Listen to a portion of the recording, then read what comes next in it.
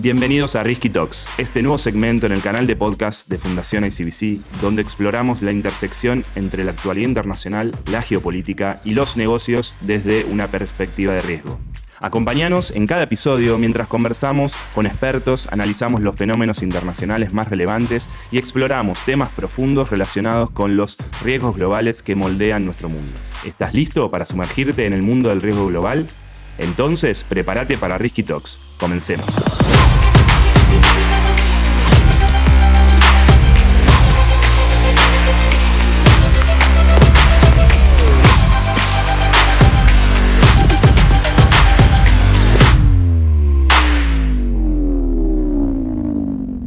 Hola, ¿qué tal? Nos encontramos en un nuevo episodio de Risky Talks, el podcast donde exploramos el fascinante y complejo mundo de los riesgos globales vinculados al comercio y los negocios.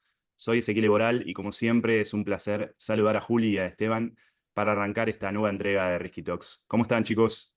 Hola, ese, ¿todo bien? ¿Cómo andamos ese? Todo perfecto por aquí. Me alegro mucho. Bueno, nos encontramos cerrando el año y también esta primera etapa de Risky Talks. En lo particular es una experiencia que disfruté mucho. Y hoy queremos mirar hacia adelante para explorar los riesgos que podrían marcar el 2025. Este año discutimos grandes temas como tensiones geopolíticas, cambio climático, política industrial. En este último episodio vamos a conectar los puntos y evaluar cómo los riesgos del próximo año podrían moldear estos mismos temas.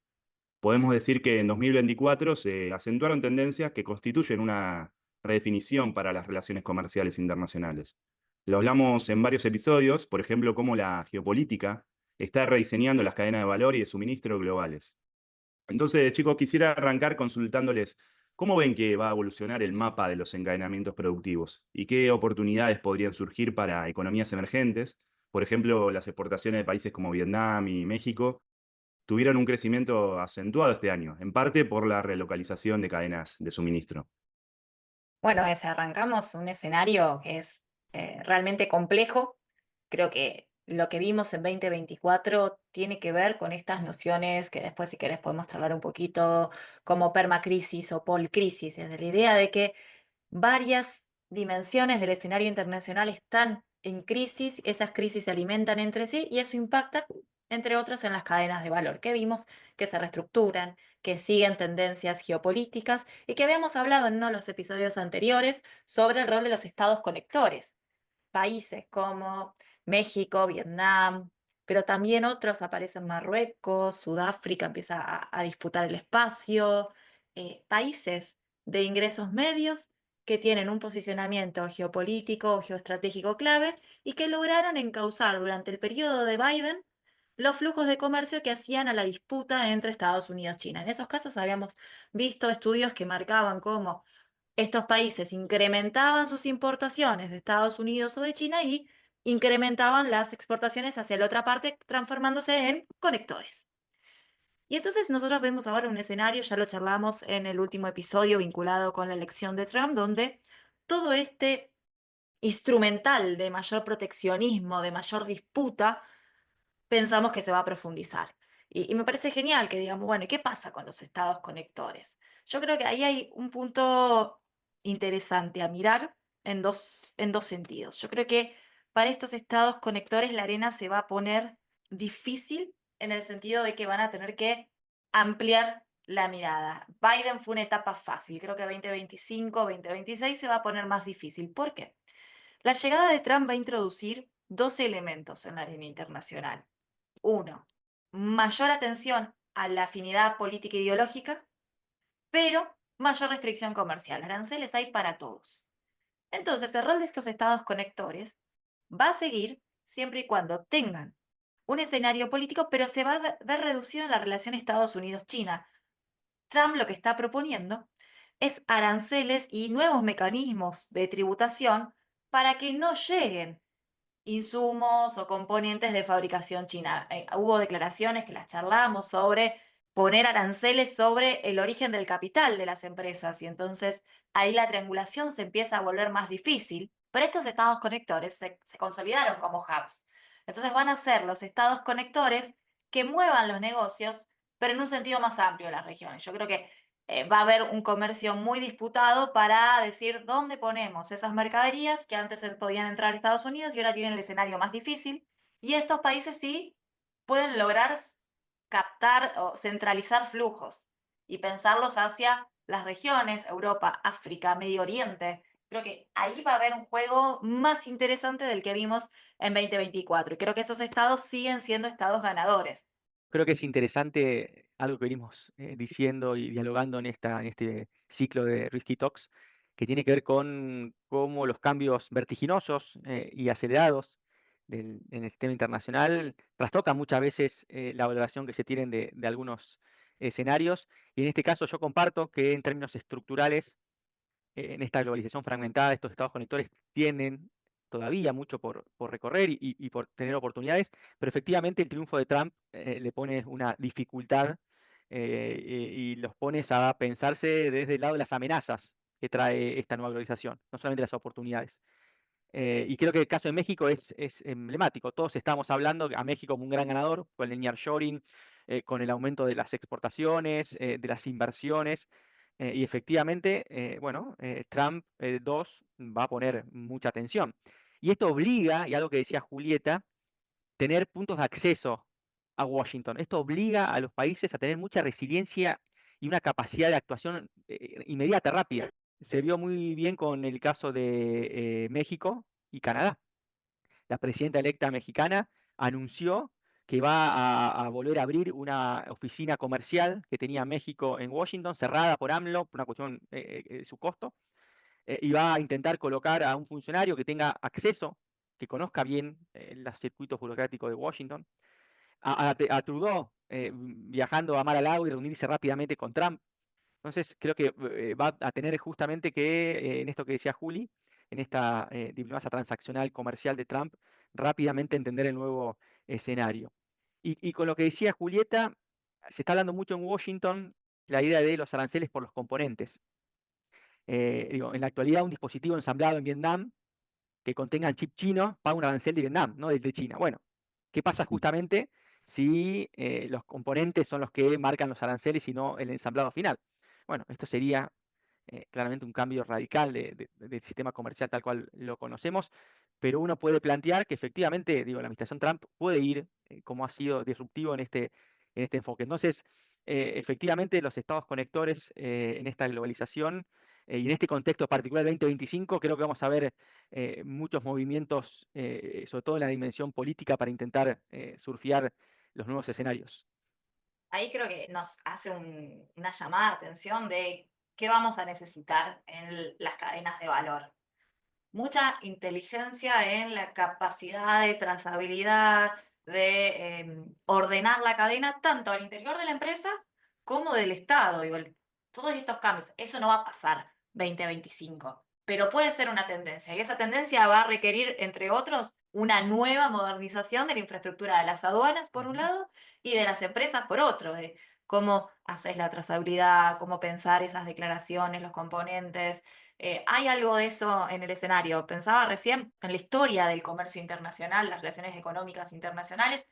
Hay un juego de tres variables que siempre están combinadas, que es la variable del poder, la variable material de qué es lo que se comercia y cómo se comercia, y la variable jurídica, cómo eso se transforma en códigos, regulaciones, tratados. Y creo que estamos en un proceso donde esas tres variables empiezan a dibujar un nuevo equilibrio. Hay un cambio de poder internacional o ese poder internacional está en disputa y lo venimos analizando y lo vamos a seguir analizando. Hay un cambio en qué se comercia y cómo, los componentes tecnológicos cada vez más importantes, pero hay un know-how, hay una habilidad tecnológica en el sentido de que esa trazabilidad de componentes es posible. Ujú. Y hay, y esto es lo nuevo, esto es lo que puede traer la administración Trump, se están pensando nuevas maneras de codificar cómo se hacen los impuestos, dónde está el control del Estado, cómo se hacen los acuerdos. Ese juego me parece que es clave, es de largo plazo, es lo que va marcado las eras de las dinámicas del comercio internacional, que es algo que vamos a ver para pensar cómo se ordenan las cadenas de valor. Sí, es sin dudas muy importante seguir cómo evoluciona, ¿no? Este rediseño del comercio, ¿no? De las reglas del comercio y también del rol de los estados conectores, como decían antes. Si tendrán lugar o no, este rol que surgió y capaz que no, en el mundo que viene no hay lugar para estados conectores. Por eso mismo creo que es importante poder monitorearlos. Este rediseño un poco de las cadenas al que asistimos y sobre todo la producción de sectores tecnológicos claves, como vimos, está asociado a una competencia estratégica entre grandes potencias. Pero también vimos que las tensiones geopolíticas, como la guerra en Ucrania o los conflictos en Oriente Medio, también influyen poniendo presión sobre la logística y la necesidad de asegurar el abastecimiento de recursos estratégicos y la búsqueda de autonomía, otra vez estratégica, en otros sectores. ¿Qué creen que podría ocurrir si estos conflictos finalmente llegan a su fin y se resuelven? Pero capaz primero conviene preguntarles o analizar si en 2025 estos conflictos pueden resolverse, o por el contrario, se van a acentuar. Bien, ahí, a ver, mi intuición es que estamos en un contexto de recesión geopolítica y efectivamente estamos en una era donde la conflictividad es mucho más fuerte, la fuerza de la conflictividad que de la cooperación. Entonces, pensar que porque llega Trump y efectivamente ha dicho que quiere resolver algunos conflictos internacionales, vamos a tener años o una era de mayor pacificación del orden internacional, para mí es pensar en la variable, en el agente y no en la estructura, en justamente lo que venía diciendo La Julieta. Pax Trump sería. Sí, yo no la estoy viendo. Y eso no quiere decir que se resuelva o haya una resolución particular de un conflicto, como puede ser una negociación entre Rusia y Ucrania, pero eso no va a tapar la olla a presión que es el sistema internacional. Digo, y lo hemos visto, digo, ha salido en una semana, estamos viendo Siria, donde está fuera del radar de la posibilidad de justamente una inestabilidad, que no sabemos si eso puede irradiar inestabilidad en otros ámbitos. Por ejemplo, ¿qué pasa con los puertos sirios, donde hay intereses de Rusia? Bueno, hay un conjunto de dudas que surgen en ese conflicto que está aconteciendo en estos días. Pero me parece que, a mi entender, más allá que se puedan resolver en una negociación el conflicto entre Rusia y Ucrania, que no va a desaparecer la tensión y la desconfianza que hay entre Occidente con Rusia, pero creo que el punto central que vamos a volver a ver va a ser ver nuevamente el vínculo Washington-Beijing. En los 2 últimos años hemos visto que se crearon canales de comunicación al más alto nivel. Y esto es muy importante en esta tensión estructural que tenemos porque evita los controles de daño, las misperception entre los actores. Yo creo que en Trump nuevamente vuelven los halcones y a mi entender vamos a ver un diálogo político muy dañado entre Washington y Beijing. Y eso creo que puede generar justamente, bueno, tensiones nuevamente y mucha inestabilidad, mucha aversión al riesgo por parte de los actores del mercado, que nuevamente vean en una latente conflictividad, más latente la que veníamos viendo. Y a mi entender creo que en el 2025 vamos a ver nuevamente cómo ese vínculo se deteriora fuertemente. Una cuestión para ser escépticos respecto de los procesos de paz, que es que a nivel global observamos un debilitamiento de las democracias y una mayor tensión a la polarización social, y eso termina arrastrando mayor nivel de conflictividad. Entonces, no hay como dice Esteban, un escenario ordenado hacia procesos de paz, o son procesos de paz selectivos, pero además es probable que uno pueda observar en la emergencia de nuevos procesos.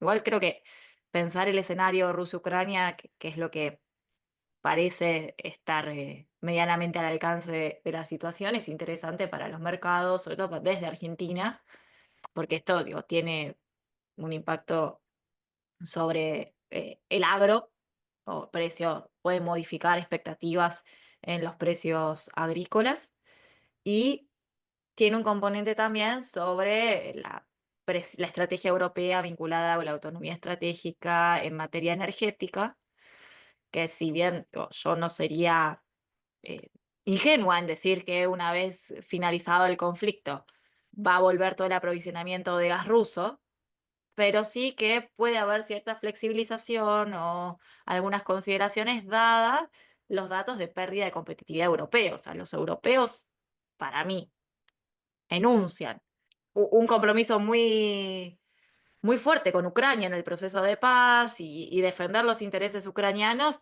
pero por detrás, en la otra mesa, está la fuerte preocupación por la pérdida de competitividad europea que está asociada a los mucho más elevados costos de energía que asumen los europeos desde que estalló el conflicto. Entonces, los europeos Exacto. ahí tienen un juego de intereses complejo. De un lado, la afinidad política y la solidaridad con Ucrania y la integridad del territorio y no permitir el avance de Rusia, pero por otro lado, cada día que pasa que Europa asume estos mayores costos es una pérdida de competitividad y van a estar cada vez más complicados para volver a igualar el nivel de negocios anterior, con lo cual desde la vista de mercados, ese es ese es un proceso de paz donde puede haber efectos y donde es esperable que haya posiciones más cautas con el rol de Trump como disruptor del escenario. Respecto a lo que decís, Juli, ahí es importante seguir lo que va a ocurrir con las elecciones en Alemania, ¿no? Sí, la Unión Europea tiene un proceso complejo que es la situación política en Francia, por un lado, que vimos el debilitamiento de Macron, pero también la caída del gobierno en Alemania, en un llamado a elecciones para el mes de febrero. Y siempre está la advertencia, ¿o qué pasa en un escenario donde tengamos un gobierno en Francia y un gobierno en Alemania que sean los dos euroescépticos? Hasta ahora no pasó. Ujú. Hasta ahora, cuando hubo un gobierno en uno de los dos países que era más nacionalista, más cerrado hacia la solidaridad europea, el otro tenía lo diríamos en Mercosur, una paciencia estratégica. Claro. Pero ¿qué pasa si tenemos dos gobiernos de carácter nacionalistas, euroescépticos, con una lectura de competencia muy marcada, en un escenario además donde no tenemos otro gran generador de bienes públicos, o sea, un gobierno de Trump que también va a estar más ensimismado? Es un escenario de cambio de sistema. Estamos hablando de la alianza sobre la cual se impulsa la Unión en Europa, ¿no? Claro, para ponerlo en orden. La Unión Europea crece y se estructura sobre la relación franco-alemana. Nada se mueve en la Unión Europea sin pasar por la relación franco-alemana. Es la columna vertebral de todo el proceso europeo, digamos, de la consolidación del papel de Europa en el orden internacional como lo conocemos hoy. Y, Sin equilibrio entre Francia y Alemania, para mí el mundo es otro. y ahí te sumo el otro eje ordenador del proceso europeo, que es la competitividad industrial alemana. Efectivamente, ese fue el segundo eje ordenador, que era, bueno, el motor alemán traccionaba intra-Unión Europea y competitivamente en los mercados externos, sobre todo en Asia. Efectivamente lo estamos viendo con un conjunto de variables que va más allá de esta charla de podcast, pero que últimamente hemos visto con el aumento de los costos energéticos, es que esa pérdida de la competitividad alemana industrial, bueno, está haciendo mucho ruido político en Alemania.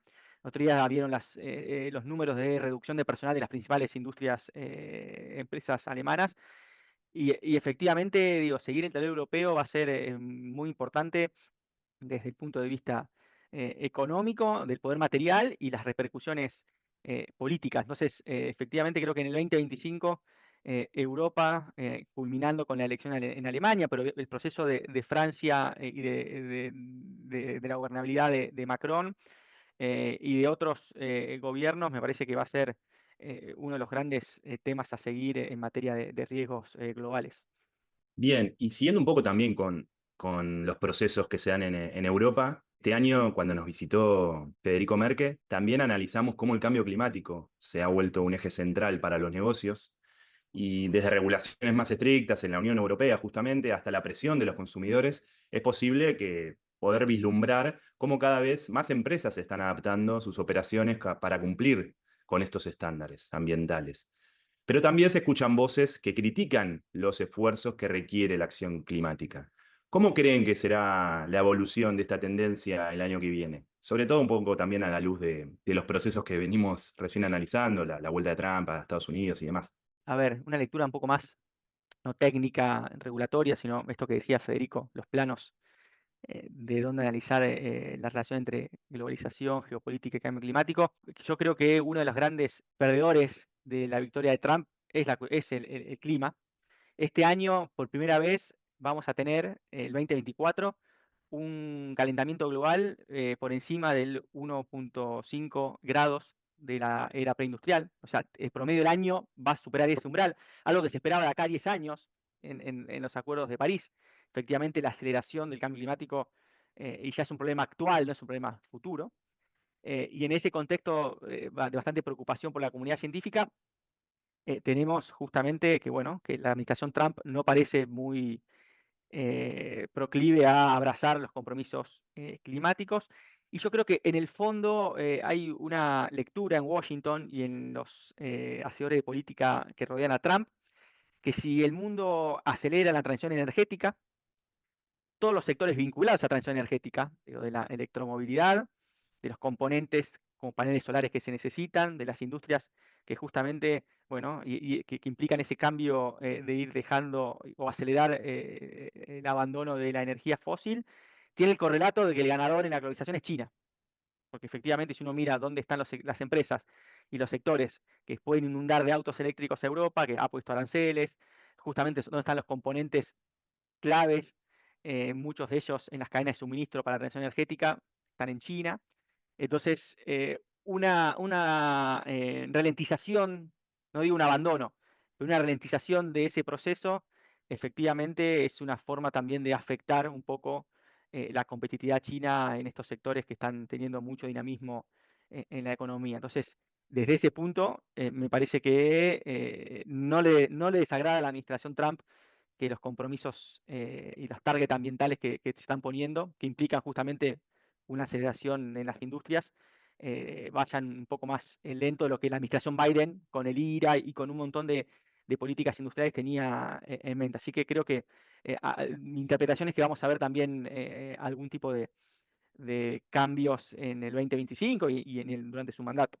Hay una ambigüedad en la política de Trump, porque Trump se presenta o incorpora la cuestión cultural en la crítica la cuestión cultural, la cuestión ambiental en la crítica al globalismo, pero para mí Trump no puede dejar de lado la competencia con China. Esto es, en términos geopolíticos, para mí, una vez que Trump llega al gobierno, vamos a ver una posición más moderada en su crítica hacia cambio climático. Un poco es qué le importa más, si la competencia con China o una discusión respecto de cuán vinculante es la cuestión de cambio climático. Creo que vamos a hacer un cambio de enfoque hacia mayor competitividad en nuevas tecnologías o tecnologías sustentables, sacándole alguna de, por ejemplo, el énfasis en deforestación o el énfasis en la reducción de carbono, pero sí poniendo la atención en las tecnologías habilitantes. Recordemos que la guerra comercial arranca con aranceles en paneles solares.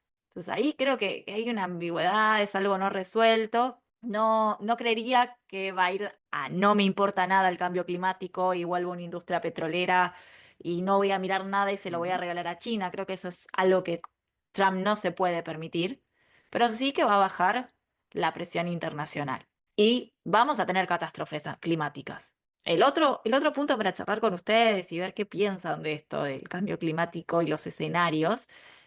Miraba unas proyecciones que hablan que de acelerarse estas tendencias de calentamiento global, es posible el deshielo del Ártico y la navegabilidad del Ártico durante algunos meses del año, lo cual cambiaría lo que venimos charlando de las cadenas logísticas. Ujú. Mm. Y es un escenario donde al norte global también le cambia la bocha. Totalmente. Estamos hablando incluso de la cercanía que tendrían Estados Unidos con Rusia, ¿no? O sea, prácticamente estarían pegados. Hace sentido al punto anterior de por qué Trump quiere terminar el conflicto con Rusia-Ucrania. Si eso pasa y pasan los próximos años, como algunos dicen, es importante mantener buenos vínculos. Exacto, exacto. Sí, y ahí interesantísimo también vinculado de cómo justamente esos escenarios no piensan o tienen en consideración todos los impactos de gobernabilidad que tendría eso, porque eso tendría, digo, efectivamente estamos hablando de zonas inundables muy importantes, estamos hablando de externalidades negativas, donde, bueno, muchos que analizan todos los cambios geopolíticos solamente están pensando en cómo se mueve el tablero geopolítico y las fichas, pero bueno, digo, efectivamente esos escenarios que se están adelantando en el tiempo de deshielo y de aumento de los niveles del mar, están planteando una presión muy fuerte a la gobernabilidad interna de los estados y a ver, de la civilización tal cual la conocemos en relación a una estabilidad climática. Y eso también es un horizonte de riesgos, efectivamente, que nadie quiere pensar, pero que si los escenarios son esos, las oportunidades van a estar, pero también los costos para muchos de esos países que están cercanos a esa geografía van a ser muy importantes. No, nos cambia también lo que decíamos antes de los estados conectores. Digo, un mundo con un Ártico descongelado desacopla norte global de sur global. Sí, creo que también es interesante tener en cuenta que cuando hablamos de cambio climático y la acción que se requiere, tener en cuenta el rol de la acción local. Y en Estados Unidos pasa con los estados, que son los que llevan adelante muchas de los esfuerzos y las medidas para ya sea la transición energética, para la descarbonización. Cuando Trump, por ejemplo, salió del Acuerdo de París, algunos estados como California seguían manteniendo sus compromisos de acción climática. Entonces también hay que ver cómo es ese juego de poder entre el Estado federal y los estados, como ocurre también en el rol de las ciudades que tienen para poder llevar adelante los esfuerzos climáticos. Así que creo que ahí tenemos una dimensión que podríamos tal vez tocar en futuros episodios. Los estándares empresariales, donde juegan Mm. en última instancia el compromiso, porque más allá de las obligaciones de los gobiernos, también hay una preferencia de los consumidores y de los capitales por determinados compromisos ambientales, más allá de si los gobiernos lo hacen obligatorio o no, o establecen mecanismos que penalicen determinadas acciones. Hay que reconocer que los estándares privados y las preferencias de mercado también son relevantes, con lo cual Exactamente. lo que es un panorama regulatorio absolutamente asimétrico, disperso, un rompecabezas que todavía no tiene un patrón claro, que no esperamos que tenga un patrón claro en 2025 y donde hay Exacto, ese oportunidades y sería. amenazas. Eso es Exacto. importante verlo. Lo que estoy viendo y me doy cuenta es que la presencia de Trump atravesó toda nuestra conversación de este podcast, como lo hicimos en el anterior episodio que le dedicamos a la victoria electoral. Y un aspecto que nos interesó en ese momento fue el de la política comercial como mecanismo de negociación para conseguir otros objetivos de política exterior. De hecho, en este último tiempo, entre aquel episodio y este, vimos cómo Trump amenazó con la imposición de aranceles. Esto lo decías al principio de la charla, Juli. Se habló de 20, 40, 60 y hasta 100% a socios como México. Lo que me gustaría consultarles es si es posible que lleguemos a ver, a concretar alguna de estas, llamémosle, promesas de Trump, y cómo deberíamos prepararnos para este posible cambio en las reglas de juego. Bueno, ahí el escenario tiene distintos niveles. Hay que entender el proceso de generación de la política comercial en Estados Unidos de los aranceles. Ahí en Estados Unidos es el poder legislativo, el Congreso, el que tiene el poder para decir los aranceles. Y lo que ha pasado a lo largo de los últimos 50 años es que distintas legislaciones le han ido concediendo al Ejecutivo, al presidente, la capacidad para fijar aranceles bajo determinadas circunstancias.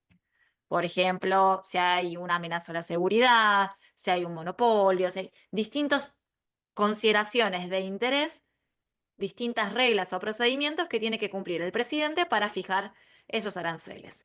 Entonces, no es que discrecionalmente Trump puede poner aranceles bajo cualquier circunstancia, lo cual hace matizar algunas de las amenazas que sugiere. Por ejemplo, es poco probable que pueda poner aranceles para todos los países del mundo y elevar los aranceles para todos los países del mundo, porque no hay una legislación que le permita hacer eso tan claramente. Aunque sí es probable que pueda ponerle aranceles altos a algunos países o a algunos bienes bajo las consideraciones que hay actualmente.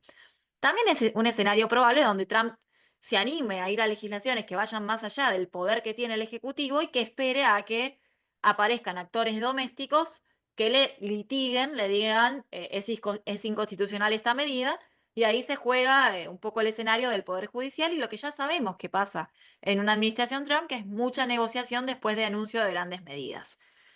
Del lado legal doméstico tenemos eso, del lado legal internacional tenemos que estas reglas rompen con la OMC, pero a Trump no le importa lo que diga la OMC y entonces ese poder hacer va a estar circunscripto a las medidas retaliatorias que apliquen otros países, un ojo por ojo que en el que pierden todos.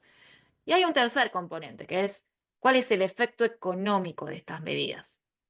Y es muy probable que estas medidas arancelarias terminen elevando fuertemente la inflación en los Estados Unidos, complicando la política monetaria, y entonces la sustentabilidad de largo plazo de las medidas de Trump sea realmente difícil.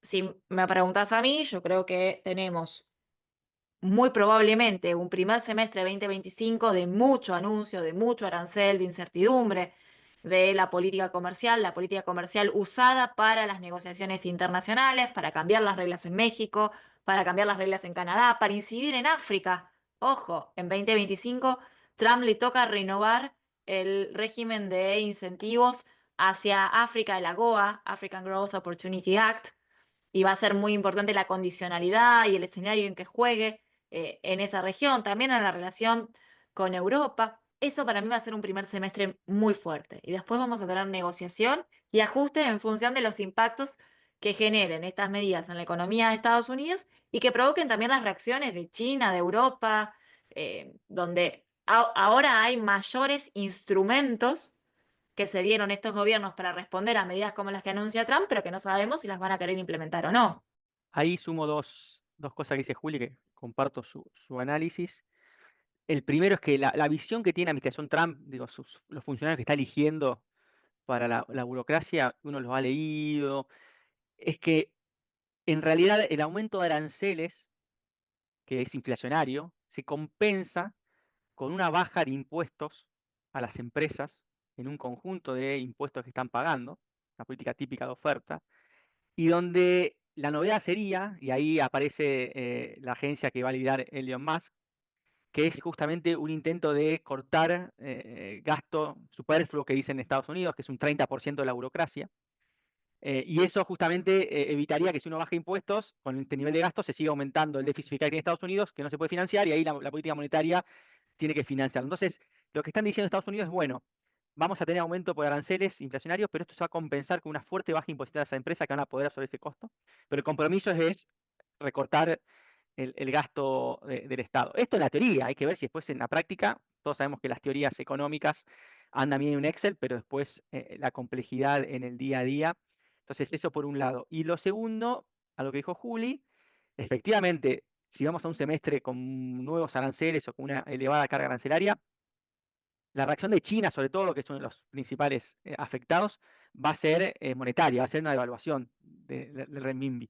Y eso va a generar muchas presiones devaluatorias en los mercados emergentes. Entonces, ahí aparece para los mercados emergentes un riesgo 2025, que es justamente, bueno, las presiones devaluatorias por un fortalecimiento del dólar, como estamos viendo, pero sobre todo, efectivamente, si la economía china, que ya tiene mucha competitividad, devalúa. Esto lo ha dicho recientemente en un tuit Robbins Brooklyn, que es justamente un economista que planteó, bueno, ojo, los emergentes con este escenario, y creo que es también una de las tendencias a seguir en el 2025. Bueno, sin dudas, el 2025 nos espera con muchos temas a seguir, o sea, todos los que estuvimos hablando de este año y que nos van a deparar seguramente noticias, todo tipo de cuestiones que nos van a mantener entretenidos, si quieren. Así que si les parece, para finalizar, sería bueno dejarles una pregunta a nuestros oyentes, algo así como, ¿qué creen ustedes que será el principal riesgo geopolítico el próximo año y cómo impactará en el comercio y los negocios? Y la pueden contestar en los comentarios de este capítulo y en los posteos en redes sociales. Así que los invitamos a hacerlos. Nos viene muy bien el feedback, el aporte que pueden hacer cada uno de nuestros oyentes. Bueno, Juli, Esteban, agradecerles, nos queda despedirnos, agradecer a Fundación ICBC por el espacio y agradecerles a ustedes por acompañarnos en este primer año de Risky Talks. Vamos a volver en 2025 con más análisis, más entrevistas, más reflexiones sobre cómo los riesgos globales moldean nuestro mundo, así que los esperamos. Nos vemos el año que viene. Gracias, Ese. Nos vemos en febrero, seguramente recargados con información, análisis sobre riesgos globales. Chao, felicidades.